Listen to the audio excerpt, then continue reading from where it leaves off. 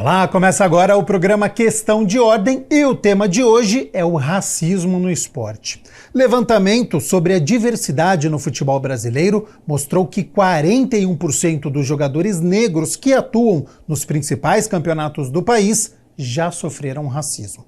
O estudo ouviu 508 profissionais entre atletas e comissão técnica. E mais, 97% das pessoas que praticam religião de matriz africana dizem não ser respeitadas em sua crença no meio do futebol. O que fazer para mudar esta realidade? É um reflexo da sociedade? É responsabilidade das autoridades?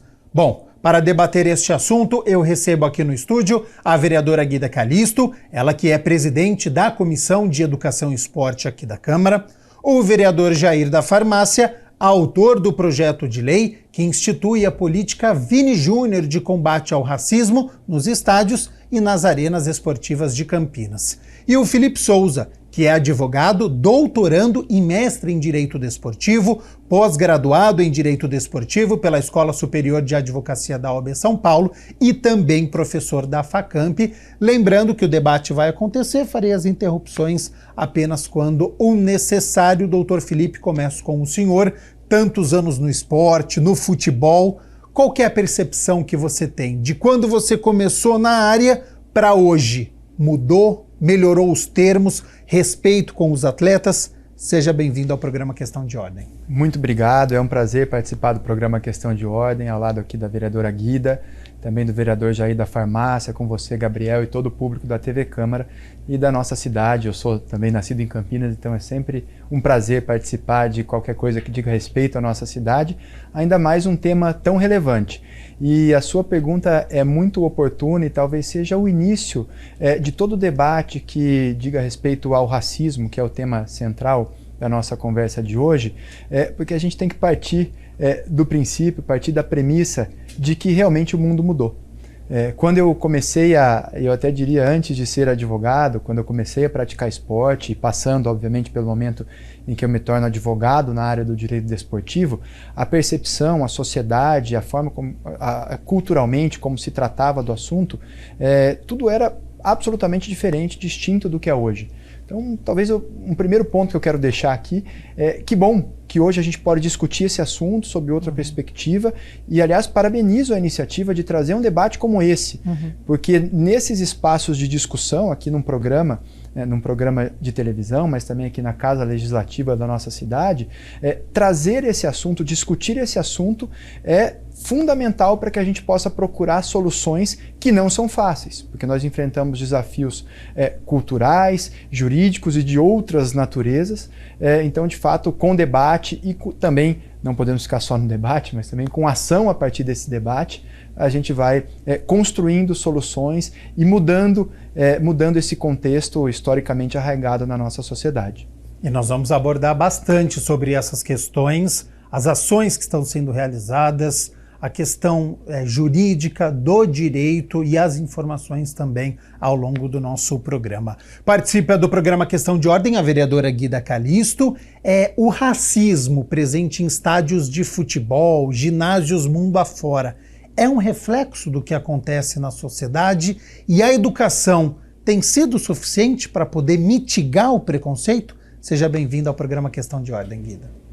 Olá, Gabriel. Olá, vereador Jair da Farmácia. É um prazer estar aqui com vocês aqui debatendo esse tema. Também estendo aqui meus cumprimentos ao Dr. Felipe, que está aqui conosco. Não sabia, né, desse currículo, desse acúmulo que o Dr. Felipe tem. Fico muito feliz e prestigiada também de poder debater com uma pessoa que já acumula, né, nesse tema há bastante tempo. Quero cumprimentar também todos os servidores dessa casa, todos os servidores da TV Câmara, que torna possível, inclusive, a gente poder realizar uma discussão como essa tão pertinente para os temas atuais. Bom, você fez uma indagação assim, muito ampla. Eu acredito que o momento histórico que a gente enfrenta hoje com relação ao racismo no futebol, de fato, nós temos que primeiro contextualizar como que a gente chega até esse primeiro momento. E com certeza a educação ela cumpre um papel fundamental. Eu digo isso porque um dos grandes atores na luta, no combate ao racismo, sempre foi o movimento negro. E o movimento negro, até tem uma tese, né, da ex-ministra Nilma Lino Gomes, que ela pauta o quanto o movimento negro ele é um movimento também educador.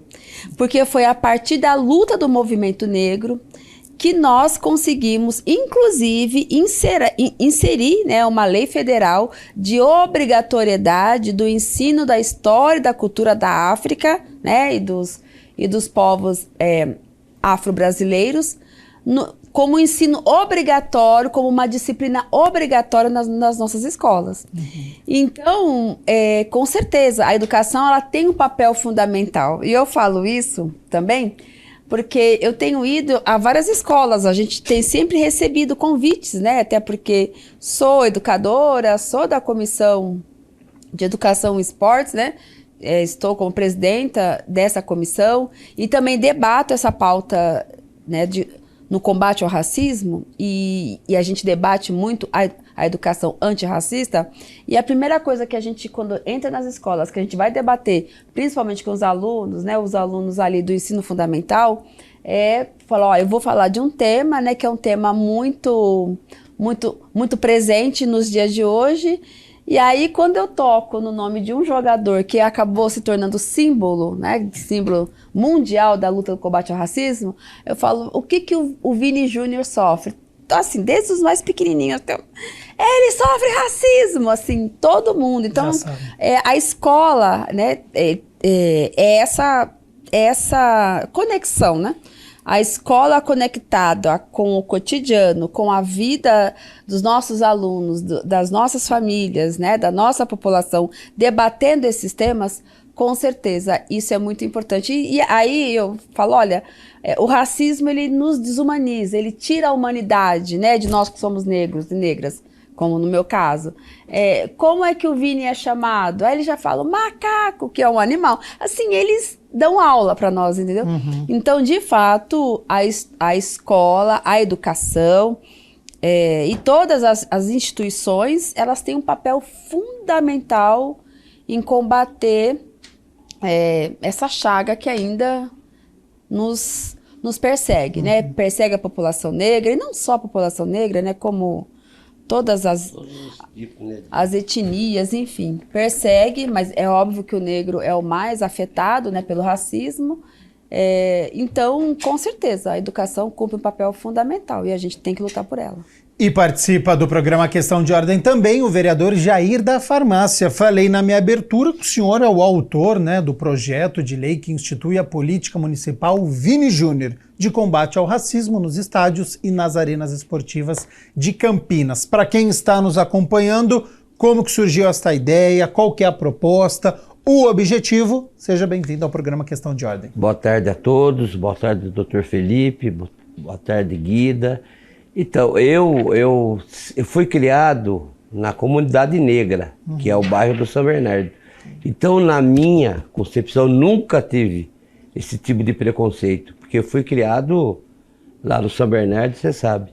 Então, quando eu soube dessa situação, foi quando eu impus essa lei, para acabar com esse preconceito, esse racismo no campo de futebol. Para mim foi uma honra fazer esse projeto.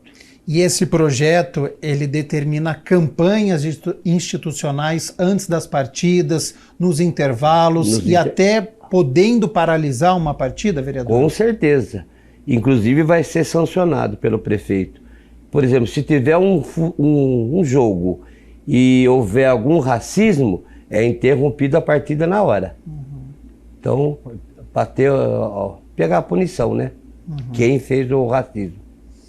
Doutor Felipe, caso de injúria racial é crime, qual que é a punição? Ele pode prescrever? Existe um sentimento de impunidade, que os casos acontecem, não há muita punição ou ela é branda? Muito, muito boa a sua pergunta. Inclusive nós que somos originalmente do esporte e do direito desportivo, temos que lidar nesses casos também com o direito penal. Claro que não é a nossa especialidade, mas a gente é obrigado a passar por ele para ter o mínimo de compreensão. O racismo tem essa característica de ser imprescritível e é uma ação penal pública.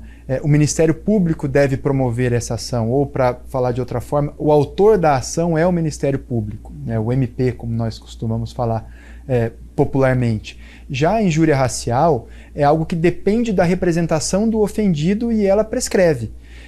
E esse é um ponto muito interessante, até quando a gente fala sobre punição ou sobre impunidade. Acho que a impunidade é um tema, né, do nosso país em todas as esferas. Aliás, muito interessante, Gabriel, quando você traz esse ponto, né? Será que o esporte está fora da sociedade ou ele é um reflexo da sociedade? Eu sempre digo, o que acontece no esporte é o que acontece na nossa sociedade, evidentemente, e a percepção de impunidade segue essa mesma regra. Mas o ponto é que a injúria racial, sendo algo que exige a representação do ofendido, muitas vezes esse ofendido ele pode sentir medo, ele pode ficar com medo, a humilhação que ele sente a partir de uma ofensa, de uma injúria racial, evidentemente pode ser uma barreira para que ele leve isso à autoridade. É um momento de vulnerabilidade dele. Completo, de um sentimento que só quem passou por isso, obviamente, pode descrever e talvez nem consiga expressar em palavras, né, aquilo que sentiu nesse momento. Então, além dessa vulnerabilidade que muitas vezes impede a pessoa de buscar a autoridade, certamente também há medo de represália. Não tenho dúvida de que há medo de represália. Porque quando você noticia um crime, esse crime tem que ser provado. E se eventualmente não há prova? Quantas coisas acontecem, quantos crimes ou violações de direito em geral acontecem sem que você tenha prova? Quando você tem, por exemplo, uma injúria racial, o ofensor e o ofendido estão sozinhos naquele espaço em que ocorre a injúria racial. Como que se comprova isso? Então, realmente há um desafio para que se possa punir, e punir efetivamente, e punir aqueles fatos que, de fato, assim são caracterizados. E isso também há de se ter muito cuidado. Guida. Eu achei interessante essa explanação do Dr. Felipe, porque nós, do movimento negro, a gente sempre teve essa preocupação, né, de tipificar algo como injúria racial ou como racismo. Porque a gente sabe que na legislação tem tratamento diverso. E o doutor explicou, né? Se for racismo, quem é o autor é a própria instituição, né? É a ação penal pública, né? É o Ministério Público que é o autor. Se for injúria racial, é subjetivo. É eu, né? Eu, indivíduo que sofri, que posso... Só que quando é tipificado como racismo, não prescreve, ou seja, não perde, né? O crime não desaparece, né? Tentando falar numa linguagem mais comum. E se for injúria racial, ele prescreve. Aí a gente pensa assim, não, tem que tipificar como racismo, porque não vai prescrever. Mas, ao mesmo tempo, a gente sabe que as nossas instituições, até elas se moverem para poder ser autora daquele, né? Até porque a gente sabe que não tô nem julgando, né? Olha, ela não funciona. Tô falando pela quantidade de demanda que se tem muitas vezes, sim, né? E ela não vai se mobilizar. Então, é algo que realmente nos coloca muitas vezes num dilema, né? O que fazer? Como tipificar? E também tem esse detalhe que o doutor falou. Veja, sendo eu a autora, né, a detentora dessa competência de ser quem tem a legitimidade que vai iniciar um processo, o racismo ele é tão pesado, que para quem sofre racismo ele é tão terrível, que um dos primeiros elementos de quem sofre racismo é querer negar que ele aconteceu. Porque ele é tão desumano, enfim, que você... Não foi, acho que é coisa da sua cabeça, não foi isso que aconteceu, né? Não. Desculpa, né? E aí no futebol, voltando para o nosso caso, eu sempre ouvi, né? Porque eu sempre gostei de futebol, mas por conta do meu pai, que meu pai assistia, eu sou uma das filhas mais novas e ficava ali assistindo com ele. Mas, enfim, mas eu sempre ouvia, falava, olha, no campo de futebol você pode falar tudo. Tudo é permitido. né? Tudo é permitido. Então, mas só que a gente chegou num nível, num grau que, veja, você vê que claramente não é uma simples manifestação, não é algo mesmo que ele tem que ser combatido, que a gente não pode ter nenhum, né, tipo de, como se diz, né, também comumente, passar pano para esse tipo de atitude. Então, acho que é um dilema muitas vezes. Então, a gente vai querer negar. Então, muitas vezes, a gente não é só isso que o doutor falou, olha, eu posso sofrer, né, alguma perseguição, represália. Não é só isso. É uma questão também muito mesmo individual da gente, muitas vezes de querer negar, de pensar, nossa, eu vou mover o Poder Judiciário, eu vou ter que passar por tudo aquilo, porque você vai ter que passar novamente por aquele processo, você vai ter que lembrar de tudo o que aconteceu, né, das ofensas racistas que você ouviu, que você passou. Então, quer dizer, é um processo doloroso. Então, são tantos, né, nuances ali, são tantos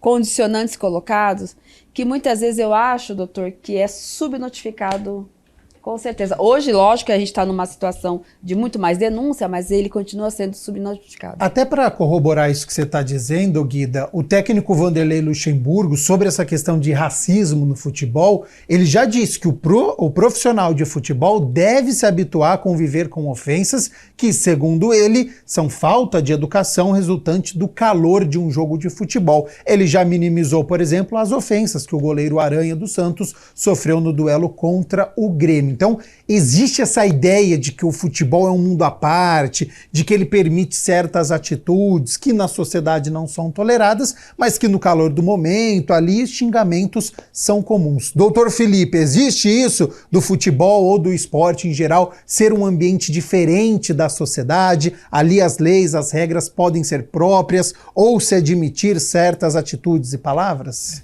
Em termos de conduta, de postura dos envolvidos, eu não acho que seja tão diferente assim da nossa sociedade. Isso eu não acho. Mas, de fato, essa aceitação, essa ideia, e aqui eu vou até colocar aspas para ter o cuidado de falar isso, essa ideia de que é algo cultural, de que faz parte, algo que nós trazemos há décadas. Há décadas. E por isso que eu digo, é muito importante que a gente entenda que não pode, que não é cultural, que não é histórico, que não é assim mesmo.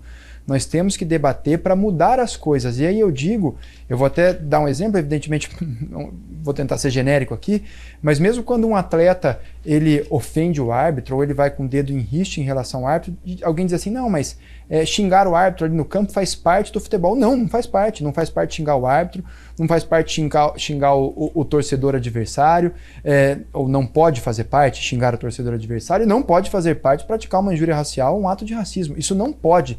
Definitivamente. E a gente precisa justamente quebrar essa barreira tão ruim que nós temos, de que ali é um espaço blindado de qualquer interferência ou de qualquer limite, digamos assim. Nós estamos dentro de um Estado, falando aqui do nosso país, estamos dentro do Estado brasileiro, nós somos um Estado que ele tem como fundamento a dignidade da pessoa humana, e ela abrange tantos outros princípios, inclusive o princípio da igualdade, e nós precisamos ter respeito pelas pessoas, respeito pelas diferenças e promover a igualdade entre todas as pessoas num país tão diverso que nós temos. Vereadora Guida e também Jair da Farmácia, desde 12 de janeiro de 2023, com a sanção da Lei 14.532, a prática de injúria racial passou a ser expressamente uma modalidade do crime de racismo. E desde 2023, o racismo recreativo, que consiste em ofensas supostamente proferidos como piadas, em muitas aspas, ou brincadeiras também em aspas, em um contexto ou com o intuito de descontração, diversão, recreação, mas que tenham um caráter racista, e a pena foi aumentada de 1/3 até a metade, podendo ainda ser agravada se cometida ou difundida por meio de redes sociais ou publicações de qualquer natureza. É suficiente? Essa punição resolve? Como é que vocês fazem este entendimento? Eu sempre sou daquela que fala, olha, não adianta só criarmos ou fazermos leis, né? A gente precisa lutar para que de fato, né? Que ela seja efetiva. Então eu sou contra uma sociedade que venha só no sentido punitivista, né? Agora, de fato, eu acho que existe pouca punição para quem comete esse tipo de crime. Precisava ser mais... Né? Se por um lado a gente entende que não adianta só ficar aumentando o nosso arcabouço de legislação, que não adianta, eu acho que o que a gente tem pode ser sim eficiente, mas por outro lado também não dá para a gente ficar nessa linha de ainda ficar passando pano, porque continuar amenizando, continuar dizendo que não aconteceu, por exemplo, eu assisti lances do jogo que teve ontem, Criciúma e Atlético Goianiense. Isso. Aí eu vi num site, né? Eu vi pelo canal do YouTube e vi num site. Eu vi num recorte. Aí, não sei, porque apareceu o vídeo de uma outra imagem lá, que acho que é da TV local. Uhum. Na imagem da TV local, como ela estava pegando o ângulo de um outro, né, ali espaço do campo, ficou evidente que alguém da torcida xingou um jogador do Criciúma, porque parece que virou o jogo, né? Uhum. Parece que o Atlético começou ganhando. E depois sofreu a virada no fim. O Criciúma empatou e depois virou. Aí o cara xingou assim na hora, assim, negro safado, na hora, né? A torcida. Então, assim,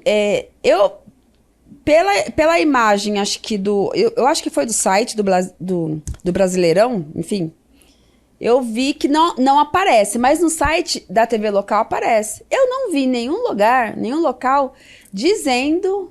eu vi no Observatório Racial do Futebol. Sim. Eu não vi nenhum outro local dizendo que já teve alguma ação, alguma movimentação para tentar punir, né, a torcida, enfim. Então, eu entendo que o que está faltando mesmo são punições efetivas, punições claras.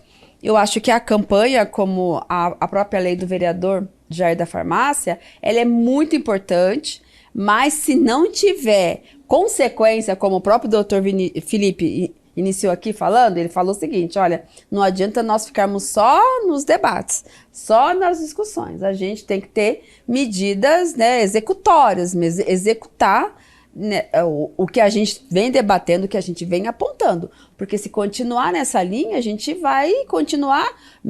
Gente, é um absurdo. E aí volto a citar a história do Vini Júnior, do jogador.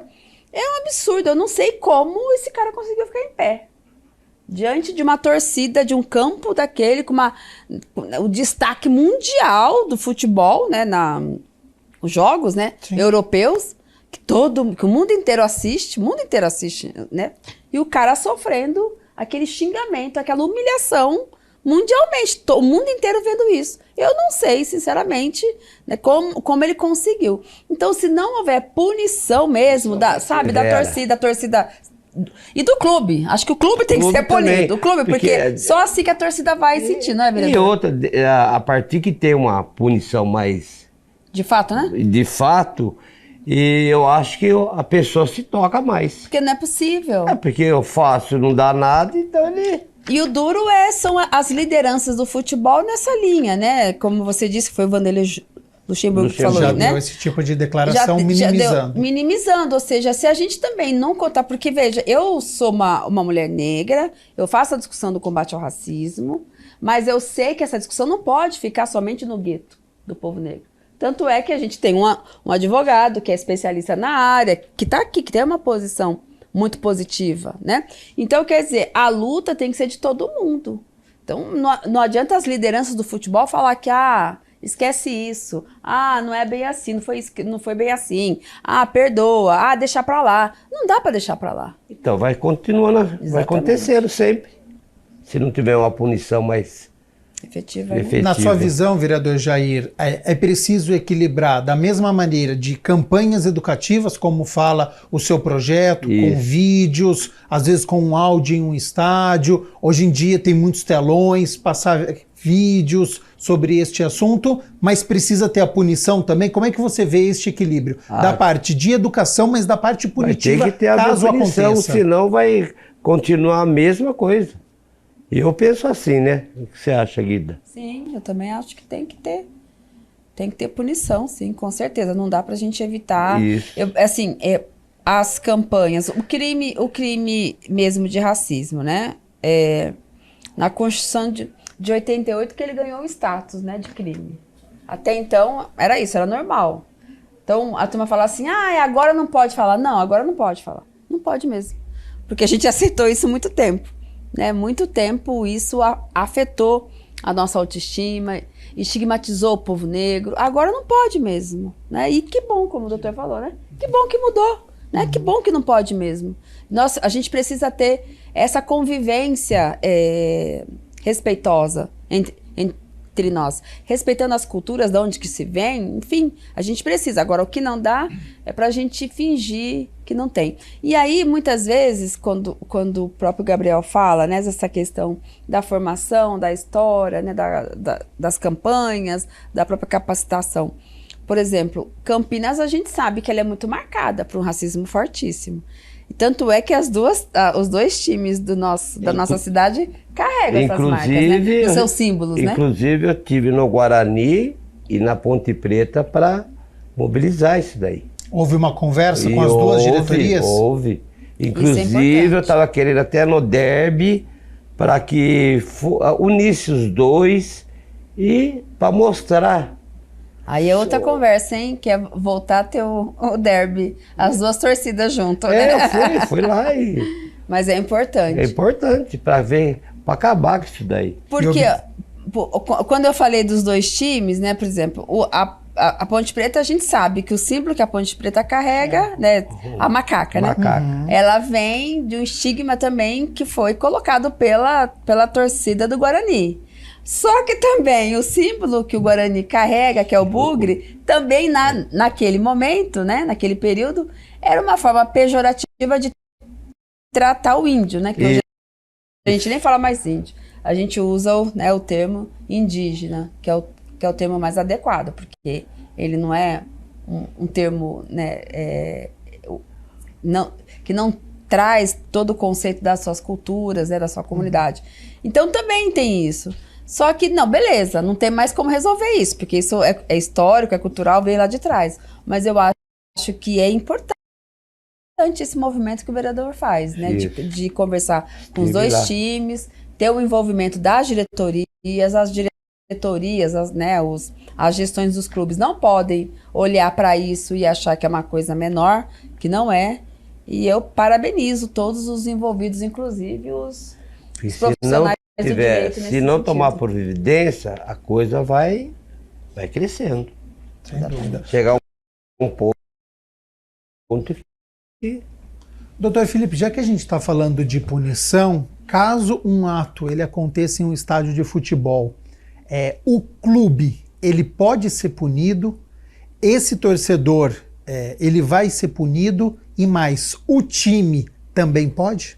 Vamos fazer o seguinte... Rápido intervalo, na volta tem essa resposta do Dr. Felipe. Certamente você que está nos acompanhando já viu algum caso acontecendo em estádio de futebol e já veio essa pergunta. O clube, ele vai ser punido? Ele pode ter a pontuação reduzida em um campeonato de futebol?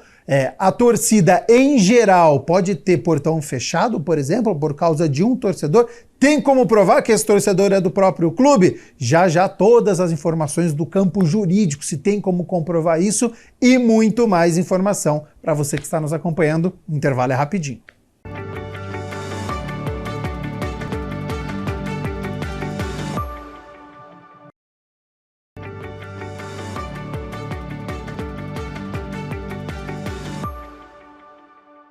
Programa Questão de Ordem de volta. Muito obrigado pela sua companhia, pela sua audiência. Hoje eu estou recebendo o Dr. Felipe Souza, ele que é advogado e professor, a vereadora Guida Calisto, que é a presidente da Comissão Permanente de Educação e Esporte aqui da Câmara de Campinas, e o vereador Jair da Farmácia, que é autor do projeto de lei que institui a Lei Vini Júnior aqui nos estádios e nas arenas esportivas de Campinas em combate ao racismo. Terminei o primeiro bloco com uma pergunta, doutor Felipe, porque sempre quando acontece algum caso em estádio de futebol ou alguma arena, vem aquela discussão. A punição vai para quem? Só para o torcedor? Pode ser para toda a torcida, e aí é portão fechado, vai ao time, isso pode tirar ponto, isso não está dentro da legislação? Excelente pergunta, e eu vou me permitir, se você... Claro. Voltar um pouquinho em algo que acontecia muito, e eu tenho certeza que todo mundo que não seja tão novinho assim vai lembrar o que eu vou dizer. Nos campos de futebol, era muito comum que os torcedores atirassem em campo pilha, radinho de pilha, Sim. que eu acho que hoje também não existe mais, né? Sandália, né? Chinelo, Sim. enfim. Até copinhos descartáveis com bebida, infelizmente às vezes até com urina. Sim. Né? Isso era tirado em campo em todos os jogos. Era quase que uma regra, era quase que, e de novo fazendo aquelas aspas e aquela ressalva, era quase que parte da cultura né, dos estádios há 20 anos. Até que a legislação esportiva, né, e aí eu digo o Código Brasileiro de Justiça Desportiva, e para ficar mais claro para quem nos assiste, essa é a legislação que se aplica nos STJDs ou TJDs, né, na Justiça Desportiva. Até que esse CBJD, Código Brasileiro de Justiça Desportiva, ele diz que a torcida, né, quando for identificado o arremesso de um objeto em campo, por exemplo, quem vai pagar essa conta, quem vai ser penalizado é o clube. E o que passou a acontecer? Passou a acontecer que se um torcedor atirasse uma sandália ou um rádio de pilha no campo, os outros torcedores já se incumbiam de identificar esse infrator, né, quem atirou o objeto, e até indicar para a polícia, tá aqui, a culpa é dele. Tá. Então a própria torcida começou a cuidar de que isso não acontecesse. Então hoje no futebol brasileiro, claro que existem exceções, mas como regra a gente não enxerga mais sandália e radinho de pilha entrando em campo. Sim. Ou talvez hoje seria já um celular, né? Também o pessoal não quer perder o celular. Mas hoje a gente não vê pedras em campo, esse tipo de coisa, porque criou-se uma sistemática que o clube vai ser punido pelo ato de um torcedor. Até se discute, né? Poxa, mas por conta de um torcedor o clube vai ser punido? E vou te dizer que, sob a ótica jurídica, é uma discussão interessante. Mas eu também vou dizer o seguinte, resolveu o problema, com exceções, mas resolveu. Chegando então agora à sua pergunta, Gabriel, sobre a questão dos atos racistas, né, ou talvez da injúria racial, dentro das praças esportivas, dentro das competições. Qual é a punição para isso? E a gente vem também dentro do sistema esportivo, do Código Brasileiro de Justiça Desportiva, o CBJD, nós temos o artigo 243G, e ele, na verdade, ele descreve uma série de condutas que violam, que ofendem o outro por razão de sexo, né, ou orientação sexual, cor, enfim, deficiência, vários tipos de conduta, e estabelece as punições. Quando essa punição é praticada por uma pessoa física, que participa do jogo como um atleta, um membro de comissão técnica, punição de 5 a 10 partidas. Se essa conduta é praticada por um dirigente, por exemplo, nós temos uma punição de 120 a 360 dias, com acúmulo de multa de R$100 a R$100 mil. Tá? Então, digamos que essa é a penalidade base dessa conduta, ou contra essa conduta. Além disso, o clube, dependendo da gravidade, o clube pode perder pontos, os pontos da partida, então no caso do futebol poderia perder 3 pontos, na reincidência o dobro do número de pontos, então no caso seriam 6 pontos. E dependendo ainda da gravidade, pode-se chegar à perda de mando de campo ou até a exclusão do campeonato. E aí eu volto ao que nós debatíamos anteriormente, com a intervenção aqui dos vereadores, em relação à questão da punição, da identificação e da punição. Né? À medida que essa punição for efetiva, talvez os próprios torcedores, né, e aqui eu estou pensando numa maneira prática de resolver as coisas. Claro que a gente precisa da educação e da cultura, não estou descartando isso. É algo a longo prazo, né? Mas a curto prazo. Exatamente. Mas se a gente tem essa punição efetiva, né, e eu vejo que os nossos tribunais esportivos têm se debruçado em relação ao assunto, temos votos muito bons, votos são as decisões, né, que são vários que julgam, e a gente chama a decisão de cada auditor um voto. Nós temos votos muito bons, nem sempre são os votos vencedores, mas votos muito bons no sentido de ter uma punição contundente, de ter uma reprimenda contundente a esses fatos, e à medida que se pune, eu tenho certeza que a própria torcida, até para proteger o clube, a pontuação, a conquista esportiva, ela vai cuidar de evitar que isso aconteça, por exemplo, nas arquibancadas, como a vereadora deu um exemplo recente. Infelizmente, esperávamos que não existissem mais, mas infelizmente provavelmente ainda vão acontecer. Mas enfim, esse é o dispositivo do Código Brasileiro de Justiça Desportiva que pune ou que deve se aplicar a esses atos. E aí a questão também que vem quando nós tratamos desse assunto mas poderia ser melhor, poderia ser pior, o artigo é bom, a penalidade é boa? Claro, há quem diga que sim, há quem diga que não, mas eu acredito que seja bastante razoável. A questão é que a gente possa, de fato, identificar, e a vereadora Guida também trouxe um ponto muito importante. Ela usou a expressão, né, que esses casos são muitas vezes subnotificados. Que a gente possa usar a inteligência artificial tão presente em nossas vidas para identificar o máximo possível desses casos, especialmente no movimento esportivo, né, e nas principais divisões do Campeonato Brasileiro, onde há recurso para isso. Sim. Claro, a gente sabe, a gente fala muito do futebol, né?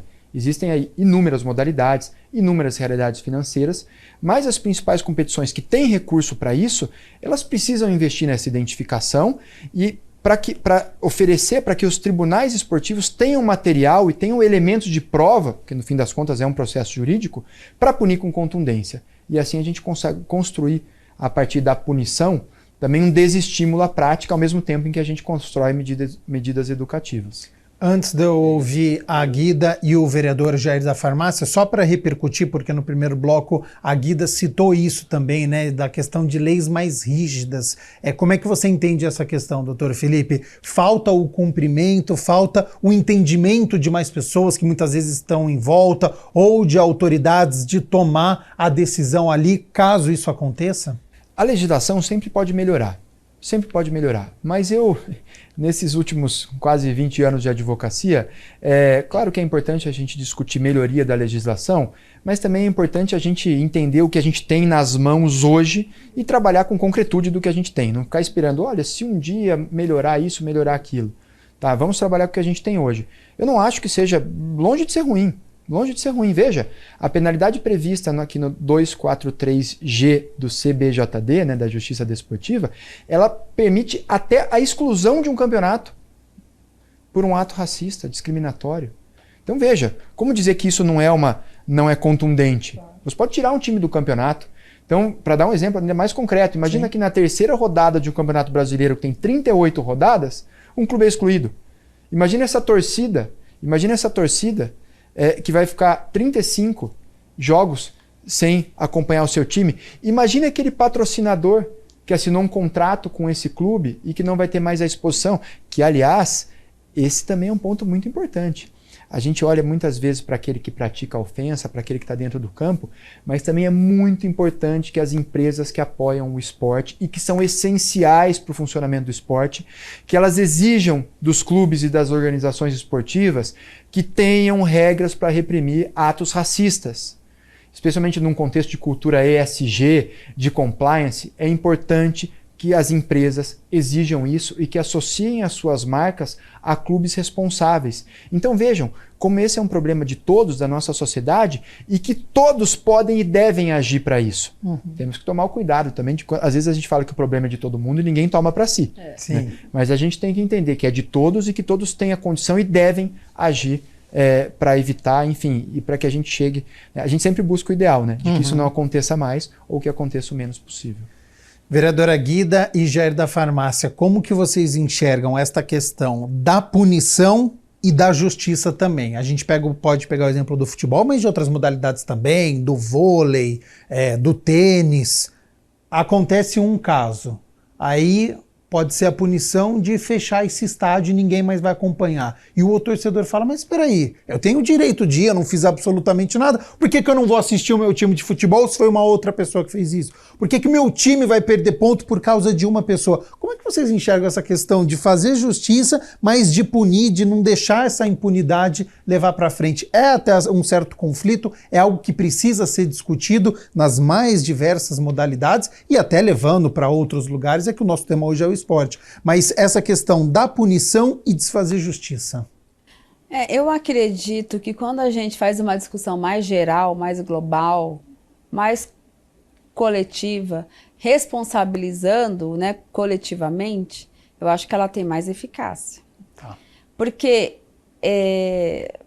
veja, foi o que o próprio doutor falou. Né? Eu sou torcedora, a própria torcida organizada, olhando aquilo lá, que ela quer proteger o time dela, né? Ela quer proteger que nada aconteça. Então, ela mesma vai se fiscalizar. Uhum. Então, se a responsabilidade é de todo mundo, vai haver uma fiscalização geral de todo mundo, né?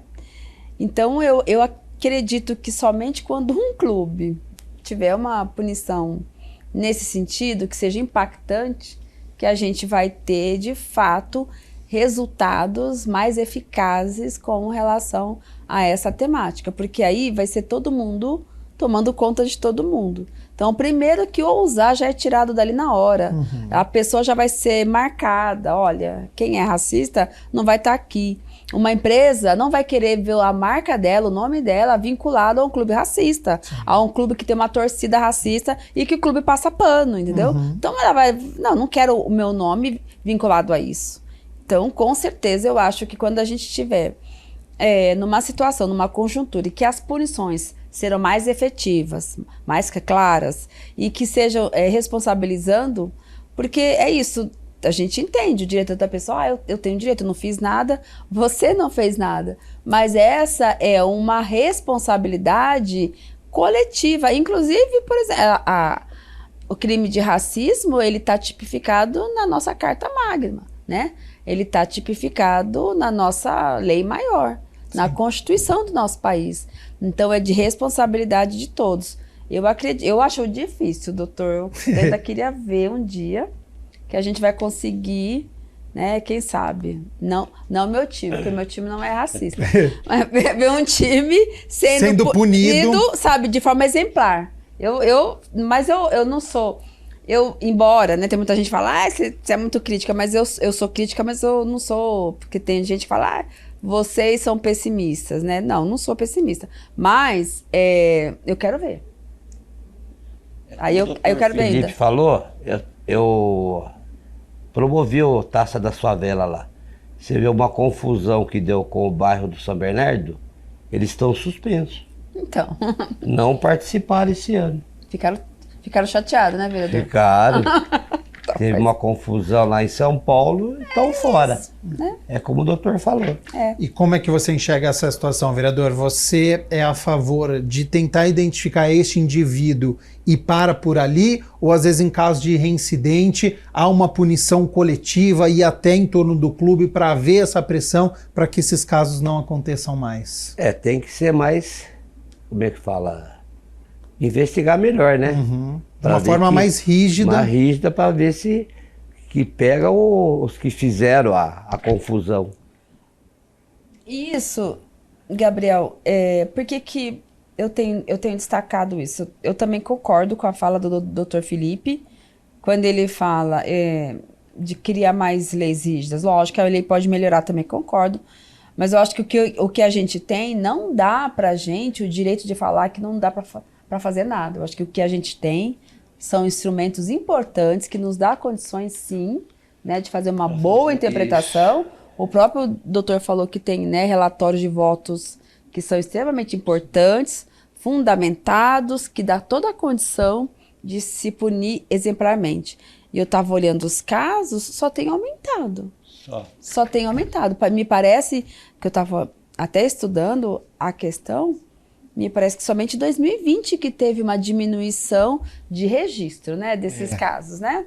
De registro desses casos. Mas também em 2020 a gente estava no auge da pandemia também. Não estava tendo, né? Os clubes eram fechados. Mas continua ampliando mesmo, tendo toda uma movimentação da própria mídia, né? Nesse sentido, a própria imprensa brasileira tem mostrado muito isso, esses casos. E eu tenho uma coisa que talvez, não sei se o doutor pode ajudar, mas, por exemplo, eu sei que teve um eleitor nosso que ele é pontepretano, né? Aí ele ficou bravo comigo, porque ele falou assim pra mim, por que você não fala com o vereador colocar a Lei Aranha? Porque essa lei tem nada a ver com a cidade, né? Porque ele é pontepretano, o Aranha foi jogador, né? Aí eu peguei, aí eu falei, é uma discussão, é uma lei federal, né? Tá aí prestigiando todo o movimento de resistência que o próprio jogador tem feito nessa luta internacional. Acho que é importante, né? Prestigiá-lo nesse sentido, né? O Vini Júnior. Ah, mas o Aranha, que tem a ver com a cidade e tal. Aí eu fiquei assim, eu ia brigar com ele, pensei assim, mas o Aranha não fez acordo naquele processo? Eu lembro que, pelo que eu vejo, o Vinícius vai pra cima, resiste, não abaixa, né? Não recua. Aí eu lembro, aí eu fiquei com essa dúvida. O Aranha não fez acordo, doutor? Não sei se o doutor lembra. No processo? Durante o processo? Eu não sei. Na esfera esportiva, né, houve a punição em relação ao mando de campo, mas eu não sei pessoalmente, algum processo que ele moveu, se houve acordo. Porque minha preocupação é essa. Poderia também não ter acordo, sabe? Assim, pra ver se... a possibilidade de acordo. Lógico. Porque aí tem acordo. Porque é isso, gente. Quem sofre racismo, muitas vezes, não quer mais ficar naquela condição, indo pra audiência, tendo que prestar depoimento, falando toda hora daquilo, sabe? É você lembrar todo momento daquela agressão, daquilo que você sofreu. Daquela violência que você sofreu. E eu entrevistei o Aranha há alguns anos, e uma das minhas perguntas foi isso, né? Se ele tinha o receio e o medo de ficar com essa imagem do racismo. Porque o Aranha ele teve uma carreira na Ponte, no Santos, enfim. E uma das respostas dele para mim foi sobre isso, que em determinado momento, lógico, ele sabia da importância do que tinha acontecido, da fala dele, mas já tinha um cansaço já em relação a esse tema. Então terrível. Talvez seja isso também. Entrou em acordo, às vezes para dar um fim, tipo, acabei, eu vou colocar um basta nisso. Porque é revitimizar, você vivendo novamente a violência, né? A vítima a todo momento tá vivendo. Então, talvez poderia ser sei lá, estudar melhor isso, para que não haja possibilidade de acordo, mas também como que você vai proteger a vítima nesse sentido, quando ela já está cansada de ter que falar daquilo. Porque, veja, tem momento que você pensa isso, minha mãe, eu vou de novo, a minha imagem vai estar sendo exposta, de novo eu vou estar falando sobre isso. E vem a galera, né? Isso é mimimi, isso é não sei o quê. Então não é fácil mesmo, né? O doutor Felipe, eu quero ouvi-lo também sobre algo que a Guida falou há pouco em relação à cobertura midiática destes casos. Qual que é a percepção que você tem? Há uma importância dos programas esportivos debaterem este assunto? É uma forma de fazer uma pressão, de dar uma luz para isso também? Ou acende também para o outro lado e aí às vezes mais casos acabam acontecendo? Qual que é a percepção que você tem da cobertura midiática quando a gente tem possíveis atos racistas? Essencial.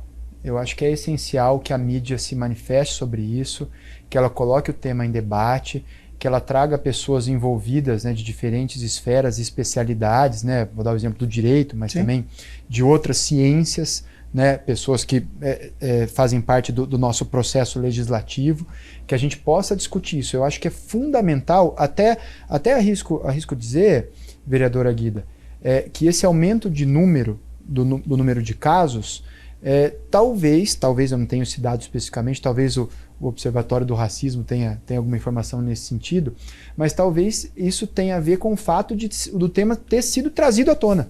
Então as pessoas se sentiram, ainda que seja difícil para a vítima expor, talvez sentiram um pouco mais de conforto e segurança, ou vamos dizer assim, menos desconforto e menos insegurança. Está acontecendo mais porque estão falando mais. Exatamente, talvez como o assunto quebrou-se o tabu, dizer que isso faz parte, deixa para lá. Não, isso não faz parte, isso não deixa para lá, vamos discutir. Talvez as pessoas tenham colocado mais esse tema. E aliás, até ainda dentro do esporte, um exemplo muito interessante de quando esse tema também foi trazido em âmbito mundial, foi a partir do episódio George Floyd, nos Estados Unidos, em que os jogadores, quando isso ocorreu, a NBA, que é o a principal competição de basquete do mundo e talvez a principal dos Estados Unidos, né? Enfim, com toda a repercussão que tem, os jogadores das franquias ou dos clubes da NBA que estavam envolvidos naquela fase final de decisão do campeonato pararam a competição por uma rodada. Os jogos foram adiados, eles simplesmente não jogaram. Isso foi muito interessante porque o movimento esportivo muitas vezes não quer ter o seu calendário prejudicado. Quantas vezes, ao se discutir esporte, não se discute calendário? Sim. Né? Então, o movimento esportivo não quer isso. Só que a proporção que o fato tomou entre os atletas fez com que eles se unissem, parassem uma competição tão importante, inclusive do ponto de vista econômico. Isso causa muito prejuízo e isso, de certo modo, trouxe mais força para que outros atletas pudessem expor, pudessem manifestar, pudessem tratar do assunto. Então nós temos alguns episódios que também encorajam, né, os atletas e os envolvidos a trazerem os seus problemas, os seus desafios, né, e relatarem as suas experiências. E mais um ponto que perdoe por me alongar, mas ainda sobre a legislação, eu comentei aqui sobre o Código Brasileiro de Justiça Desportiva, que de fato para mim ele é protagonista para poder reprimir e punir os atos de racismo, mas a Lei Geral do Esporte, que acabou de completar um ano de vigência, né, de junho de 2023, estamos agora em junho de 2024, ela traz em 3 ou 4 dispositivos previsões relacionadas à discriminação, incluindo o racismo. Um deles é que o Sistema Nacional do Esporte ele deve trazer o debate e adotar e implementar medidas contra a discriminação e racismo. Então tem um ponto de subjetividade, mas está lá como premissa do Sistema Nacional de Esporte. E também é criada uma agência, pela legislação, uma agência de proteção ao esporte e contra a discriminação, que prevê, esse artigo ele teve muitos vetos, é verdade, mas o que sobrou dele, ele diz que a torcida organizada, ou os membros de torcida organizada que praticarem atos racistas, discriminatórios, podem ser suspensos, impedidos de entrarem nos estádios por até 5 anos. Vejam que tudo isso passa, tanto o CBJD quanto a Lei Geral do Esporte, por identificar e, a partir da identificação, ter uma punição. E vejam que as punições, repito, elas são, no mínimo, razoáveis. Ainda que possam ser melhoradas, longe de serem ruins ou frágeis ou pequenas demais. De fato, é identificar e punir com rigor e com o rigor da legislação, é claro. Vereadora Guida. Não, o doutor tocou inicialmente nessa fala, ele falou, olha, eu acho que eu entendi dessa forma, né? Que talvez seja porque as pessoas estão tendo mais condições de falar, né? Ou seja, sempre existiu, mas talvez ter mais confiança, segurança de fazer a denúncia, né? Bom, eu acho que pode ser as duas coisas. Eu acho que também pode ter aumentado e também nesse movimento. Isso me fez lembrar essa semana que eu estava também vendo, assistindo, e eu vi uma declaração daquele jogador francês, né? O Mbappé. Mbappé, que tem toda uma conexão com o contexto atual. Ou seja, esse avanço, né, que a gente sofre conjunturalmente, né, e o mundo inteiro, né, de um setor ideológico muito radical, muito preconceituoso mesmo, que levanta essas bandeiras, inclusive, que levanta a bandeira de um povo supremacista, né? Ele acabou, porque pelo que a gente vê também na França tem muito isso, essa mistura, né, de muitos jogadores, tanto negros como brancos. Sim.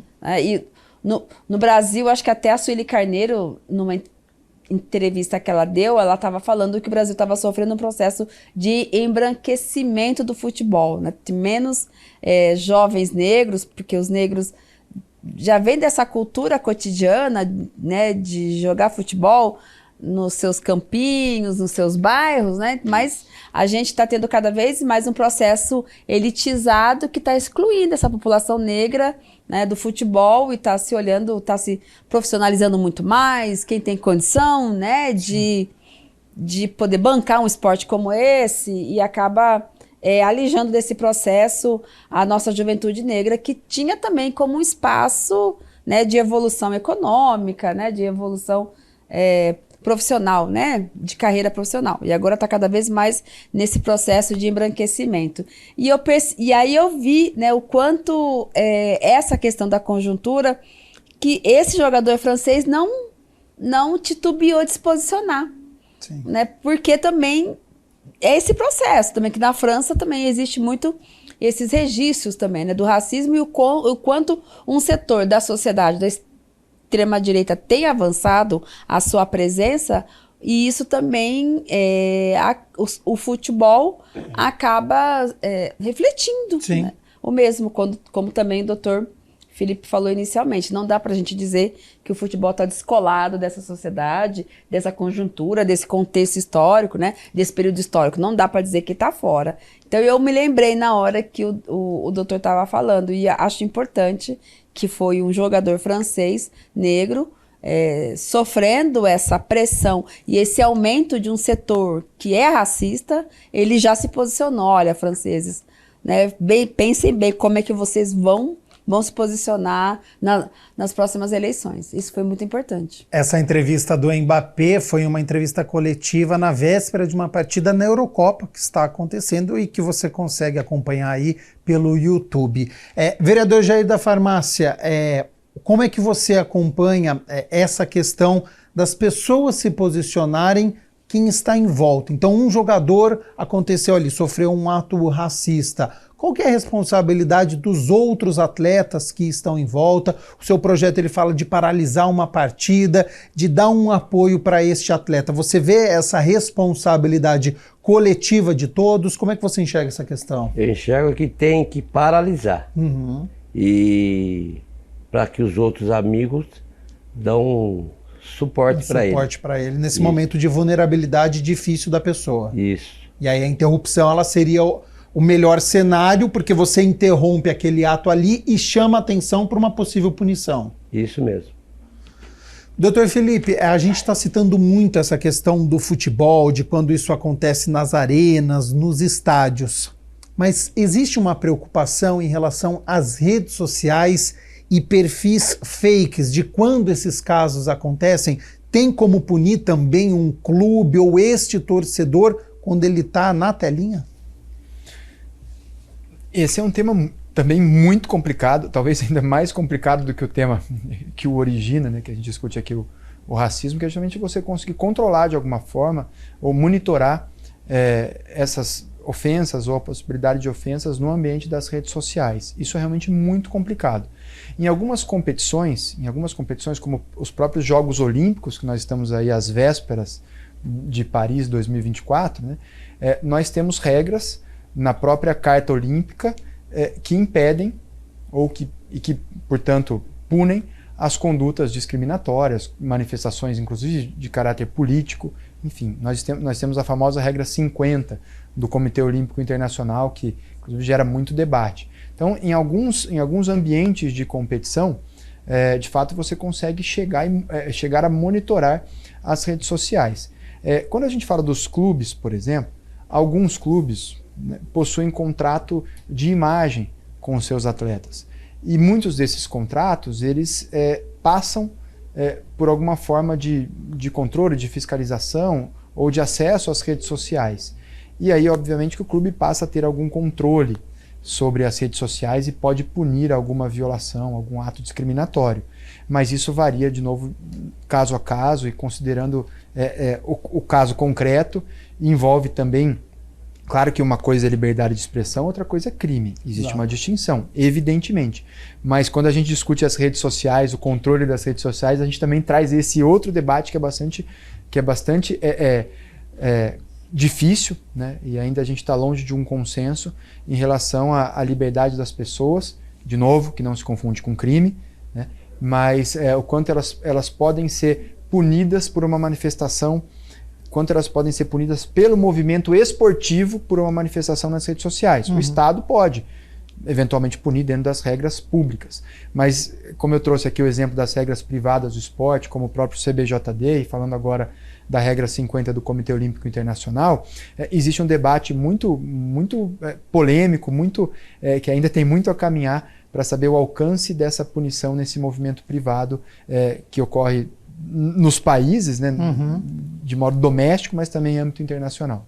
Existe uma preocupação, Guida e Jair, nessa questão das redes sociais e da internet, um torcedor de um clube fazer um comentário e isso ser punido? Então, é a complexidade atual que a gente vive, né? Mas eu concordo muito com o que o doutor disse. Tem uma confusão muito grande, né? As pessoas acham que liberdade de expressão é liberdade de cometer o crime, né? O crime. E a gente não pode aceitar isso. Mas eu acho que a gente vai encontrar uma saída satisfatória para isso, porque as redes sociais hoje fazem parte da nossa vida. A gente até estranha, né? A gente pergunta, você tem rede social? Não, você não tem? Você tem? Como assim? Porque ela faz parte da nossa vida. Nós que somos vereadores, né, parlamentares, a gente... fake news, hein? Né? E a gente se comunica com a população a partir das nossas redes. Sim.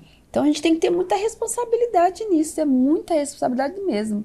Então eu também acho que a gente vai ter que encontrar uma saída, mas que não é fácil. Estamos na reta final aqui, já quase o tempo encerrado. Doutor Felipe, quero saber do senhor. Nós estamos neste momento com a Eurocopa acontecendo, um torneio entre seleções na Europa, e aí você tem a UEFA, então, como essa entidade que rege o futebol europeu. Casos de racismo acontecendo em muitos países, na Espanha, aqui no Brasil, e aí nós temos a FIFA, a Federação Internacional, que rege o futebol. Estamos às vésperas de uma Olimpíada, com 173 países sendo representados com seus atletas, e nós temos o COI, o Comitê Olímpico Internacional. Qual que é a responsabilidade dessas autoridades, da FIFA, da UEFA, do Comitê Olímpico Internacional, com essas grandes competições? O que eles podem fazer para poder coibir e mudar essa situação? Não sei se a curto, a médio ou a longo prazo, mas o que eles podem fazer? É questão de punição, é questão da parte educacional? Qual que é a responsabilidade dessas autoridades em relação a este tema? Esses movimentos que ocorreram até no contexto do caso George Floyd, que eu acabei de mencionar, eles impactaram nas organizações esportivas, e aquelas que ainda não tinham direcionamento ou diretrizes relativas à proteção dos direitos humanos, à não discriminação, passaram a incluir nos seus estatutos, nos seus regulamentos. Então isso foi bastante positivo, porque essas entidades entenderam que, inclusive, elas têm essa responsabilidade. E não há dúvida, todos são responsáveis, todos devem proteger e promover a dignidade da pessoa humana, que passa naturalmente pela não discriminação, por coibir, evitar e punir atos de racismo. Vou usar aqui o exemplo da FIFA, até porque é um exemplo recente. Em maio deste ano de 2024, a FIFA ela incluiu nos seus regulamentos um protocolo para os casos de racismo.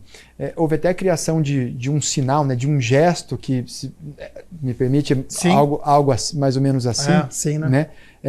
Quando ocorre um ato de racismo, então os jogadores podem fazer esse gesto, né, e o árbitro tem a obrigação de comunicar pelos alto-falantes do estádio, né, que houve um ato de racismo e pedir para que não sejam mais praticados, que sejam interrompidos. Se isso acontecer novamente, ele deve parar a partida, mandar os atletas para o vestiário, fazer de novo a comunicação, depois reiniciar a partida, e se acontecer pela terceira vez, então são 3 passos, ele deve encerrar a partida.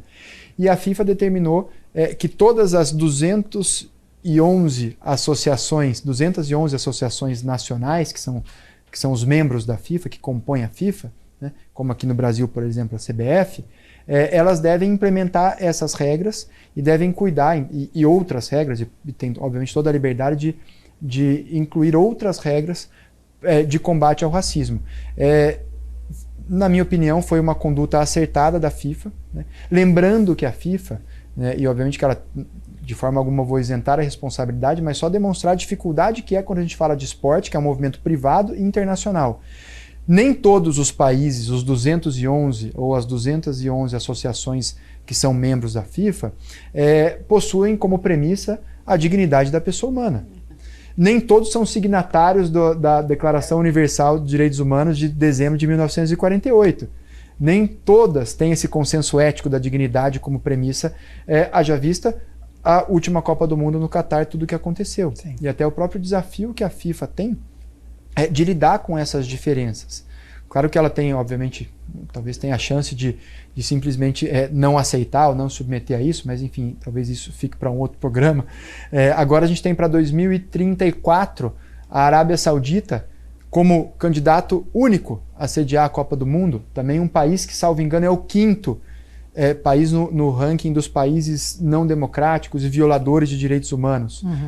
Tem, se vocês, né, quem quiser pesquisar, vai encontrar esses dados objetivos sobre a condição da Arábia Saudita. E a FIFA tem que lidar. A Arábia Saudita é filiada à FIFA. Né?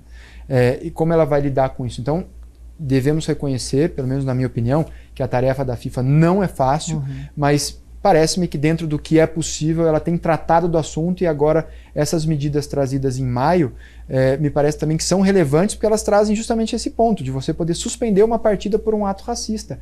É punir o clube, punir o torcedor, é fazer com que o torcedor comece a defender, né, a integridade dos jogos, e essa palavra é importante também, integridade, porque ele não quer ver o seu time punido. Então, pelo menos de um ponto de vista prático, você começa a criar algumas ferramentas que podem ajudar a resolver, enquanto, insisto, nós todos e o mundo todo, né, precisa trabalhar na educação, na conscientização das pessoas. A vereadora Guida também trouxe o exemplo aqui das escolas que ela visitou, falando do assunto, né, o vereador Jair da Farmácia colocando esse debate, e eu parabenizo o senhor e a senhora por isso, de colocar esse debate aqui na Casa Legislativa, para a gente discutir e criar, né, essa cultura, não só criar essa cultura, mas combater aquilo que passou a se dizer como uma cultura arraigada do esporte e da própria sociedade, para a gente, obviamente, estabelecer diretrizes e balizas para criar novos tempos. É difícil, mas a gente tem que, como vocês disseram aqui também, a gente tem que lutar. E brigar por isso. E com essa resposta completíssima, eu encerro Questão de Ordem dizendo, né, como está tudo interligado, essa questão do esporte, da educação, de política. Então, Felipe Souza, muito obrigado pela disponibilidade do seu tempo, as informações que foram passadas aqui. Tenho certeza que de grande valia para o nosso público, que a gente contribuiu bastante para este assunto. Já faço o convite aqui para uma próxima oportunidade para você retornar até o nosso estúdio para falar sobre este e também outros assuntos, e fica aberto aí para suas considerações finais. Eu que agradeço e reitero os meus cumprimentos pela iniciativa da TV Câmara, de todos os servidores, sua Gabriel, da produção, também dos vereadores, a disponibilidade de estar aqui para debater esse assunto. A gente precisa discutir esse assunto e precisa também transformar esses debates em ação. Eu fico sempre à disposição, é um prazer estar aqui com vocês. Nós aqui agradecemos, vereadora Guida Calisto, presidente da Comissão de Educação e Esporte. Também muito obrigado pela disponibilidade do seu tempo, as informações que foram passadas aqui, os casos que enriqueceram bastante. Já faço convite aqui por uma próxima oportunidade para poder retornar até o nosso estúdio, e fica aberto aí para suas considerações finais. Eu que agradeço, Gabriel, mais uma vez, né, eu poder estar aqui, esse espaço aberto para a gente poder debater um tema de tamanha relevância para nós. Acho que as questões pontuadas aqui foram riquíssimas, informações que o doutor aqui apresenta também, muito importante. Dá o destaque para o vereador Jair da Farmácia, que apresentou esse projeto de lei, né, que foi muito bacana, viu, vereador? Como ele disse, né, apesar dele ser um homem branco, ele nasceu, né, viveu num bairro popular, numa comunidade, negra, num bairro que numa cidade como a nossa é marcada, sim, por um território, inclusive a gente reconhece São Bernardo como território negro, né? Isso. Que ele foi formado a partir de um processo de higienização, de expulsão dos moradores lá do Cambuí, que se formou o bairro São Bernardo e outros bairros populares, né, Vila Rica, enfim.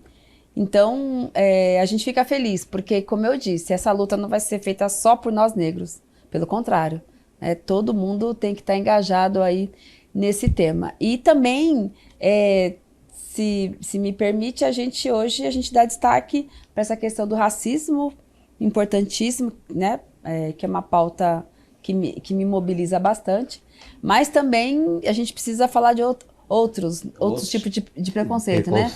LGBT, né? Tem LGBT. Tem fobia, que tem muito, né? Muito. Com certeza, nesses espaços, no futebol, que também é um espaço marcado pela presença muito masculina, né? Muito machista, né? Então, mas a gente vai chegar lá. E parabéns mais uma vez, Gabriel. Muito obrigado, vereador Jair da Farmácia, também autor do projeto de lei, Vini Júnior, nas arenas aqui, estádios de Campinas, de combate ao racismo. Muito obrigado pela disponibilidade do seu tempo, ter participado aqui do nosso programa, ter contribuído também. Faço o convite para você retornar até o nosso estúdio para falar sobre um outro tema e fica aberto aí para suas considerações finais. Muito obrigado, Gabriel. Agradecer a todos. Vereadora Guida, doutor Felipe, que me deu uma aula, aprendi muita coisa e gostaria que a gente combatesse esse racismo e todos os tipos de preconceito. É isso, aula para todos nós. E agradeço você aí de casa também pela sua companhia, pela sua audiência. Espero que a gente tenha contribuído para este debate. Continue na nossa programação e até o próximo Questão de Ordem. Tchau, tchau.